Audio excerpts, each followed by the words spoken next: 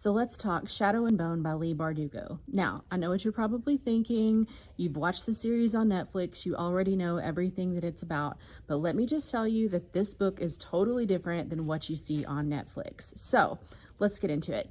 Alina Starkov lives in this place called Ravka, and she is an orphan. She's grown up in this duke's house that's like an orphanage, and she has her best friend Mal. But what's really crazy about Ravka is that you have regular people and you have what are called Grisha, and the Grisha have these crazy magical powers. They are not always good. They're not always good people, but they have these abilities to shape things in nature, to use water or just whatever, and they're extremely powerful. And so as kids get older, the government essentially comes in and they test the kids to find out if they're just regular people or if they're Grisha.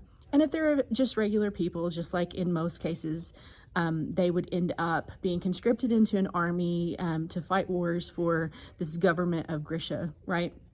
So the people come into Alina's orphanage and they test them, and she and Mal have been best friends forever. They don't want to be split up. They're like family to each other.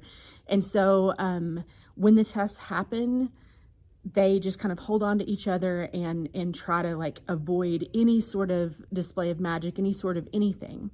But later on, it kind of flashes forward in the book, and later on, they're both in the First Army, and they're fighting. They're getting ready to fight. They are forced to cross this fold. Now, the fold is like this huge chasm in the middle of the country, right? It divides it in half, and it's really, really dark, and people don't survive crossing the fold because there are these like monster things that come out, and they basically eat people.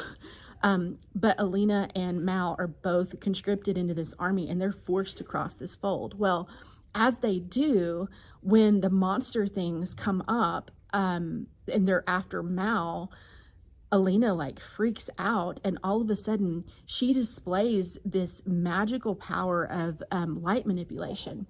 Now, she had no idea that this was in her. It's like this trauma of potentially losing Mal awakens it in her, and she has no clue. But here's what's crazy. There have been all of these prophecies about a sun summoner, and they believe that she is it. Now, here's what's the big deal about the sun summoner.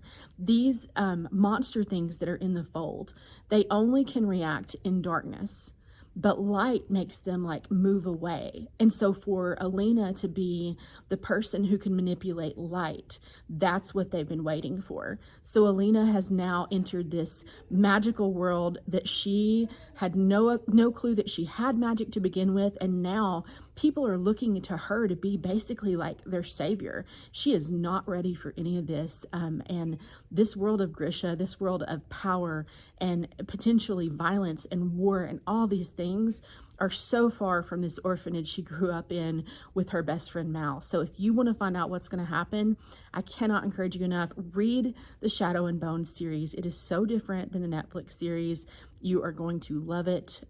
Highly recommend it. Shadow and Bone by Leigh Bardugo.